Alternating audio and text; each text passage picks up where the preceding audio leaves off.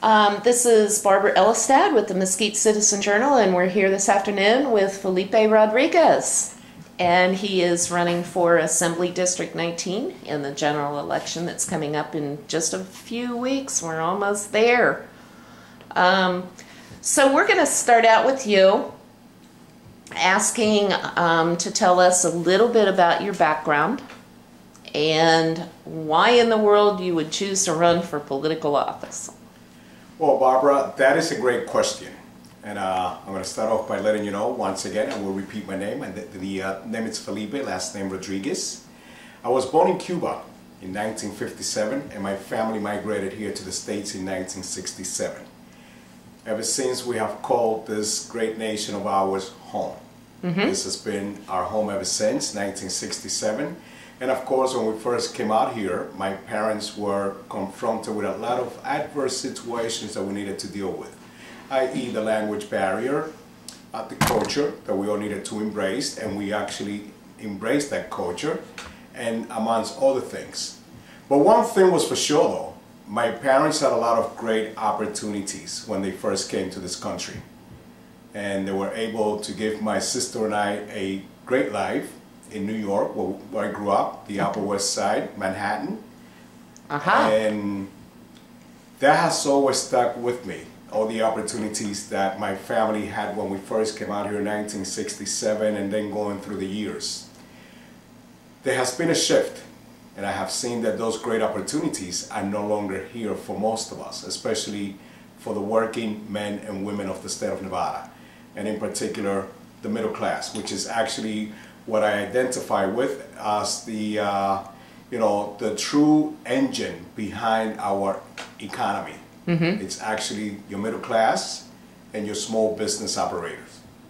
So with that being said, and realizing that, wait a minute, my parents came out here in 1967, there were a lot of great opportunities for them. There was a language barrier. Here I am in 2012 to be able to somewhat speak the language a little better than when I first came out here. Just a little, not a lot. I'm still working on it. I don't know, I think you're pretty good. I mean, just a little. So, to be able to confront that and to ask myself what is going on, what is wrong, why instead of moving forward, it appears to me like we're moving backwards versus moving forward. And that's when I chose, and I said to myself, okay, what's the best thing that I can do? What's the best thing that I can do for this nation of ours, now for the great state of Nevada, which is I've been calling home for the last 14 years, and how can I best make things happen? Okay, not just for myself and my family, but for those people that I choose to represent and that I'm looking to represent when elected to Assembly District 19. And I've decided, you know what, it's time to run for office. It's time to be part of the solution and not part of the problem, and stop talking about the problem and let's start talking about bringing a solution. And that kind of that was the driving force as to why should I run for office. And of course, in a much bigger way, it's a way of me paying back to a great nation that has given so much to my family and I. So if this is the last thing I do, if this is the thing that I can do to just pay back to everybody that has given so much to us, then you know what, this is just the right time. This is the opportunity for me to do so.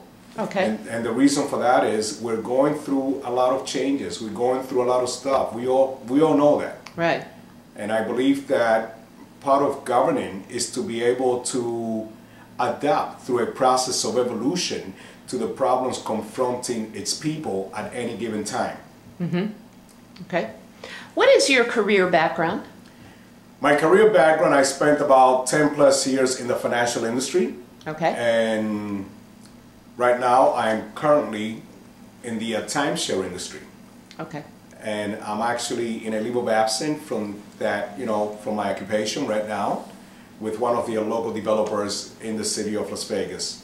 Now, going back to my background in the financial industry, and to be a little bit more specific, I actually spent about 10 plus years, like I said before, maybe close to 18 years total in the market. I was actually trading equity options for a living.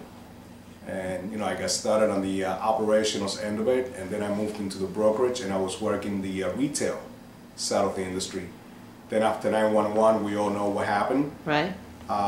You know, there are a lot of ups and downs, but that's okay. That's life. You know, we go in cycles. So I needed to make a career move. Why? Because that was my downside. And it took me about 4 to 5 years to realize, you know what, maybe it's time to move on and do something different. Those experiences have actually exposed me to many different facets of what can happen to a person's life. So I'm actually bringing out my own personal experience based on what I have lived and what I have experienced. And also with the understanding that my family and I, we come from very modest,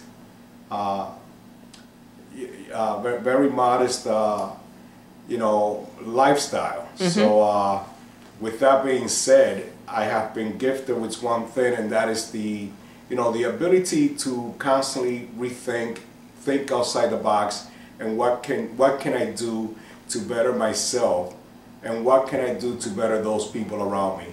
So I'm going to have to say that my profession has been very instrumental in allowing me to learn that process of constantly thinking, and moving forward.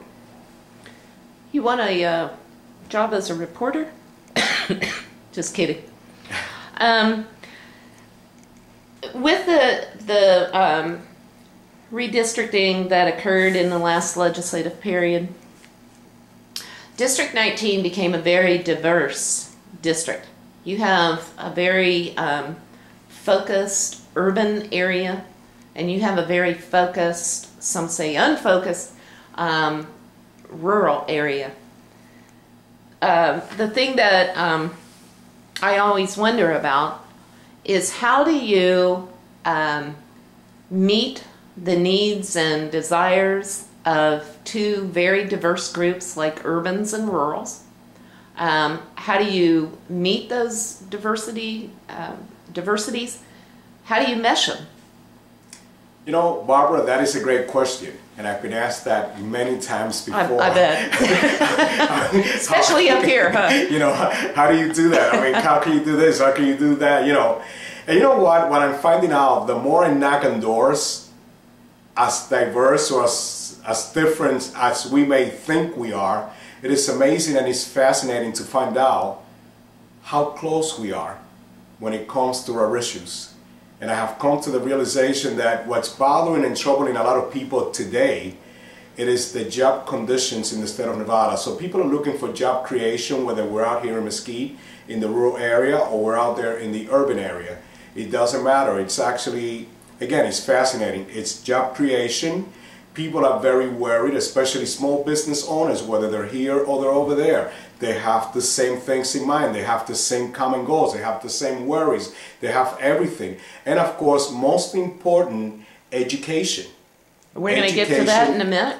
Education seems to be at the top. Yeah. So when folks ask me that question, the answer to that, and I guess to put it in a way where most people can relate to it, this is a microcosm of what the state is all about. So basically, me running Assembly District 19 is no different than the governor running the state of Nevada. I mean, there are issues up north that are very different from the issues down south, east and west, but guess what? He still has to run the state. At the end of the day, he needs to run the state. Well then, you know, I looked at it and I said, okay, what would Felipe do? Then you know what? Felipe would have to run the district the same way that the government is running, the governor is running the state. I have to make sure, and most important, of course, Barbara, is to listen to your people. Listen to them, because believe it or not, they have the questions, they also have the answers, and they also have a lot of their solutions that they need. They just need somebody, a soundboard to sound it off. And I'm beginning to find out, and again, going back to my professional career where I had to listen to my clients / customers, this is no different. Listen to your people. And if you listen to the people, they are going to tell you exactly what needs to be done. Why? Because they live here. They can identify with the problems. They can identify with everything, and they can actually help me out in finding a solution. So if elected to the Assembly, I look forward to serve not just the people in the urban area, but I look forward to serve the people in the rural area, and especially the good folks out here in the city of Mesquite. Well, I can tell you for a fact that the people of Mesquite will be ready to tell you a whole lot of ideas and solutions. We are not a quiet people, and that's what I love the most about Mesquite.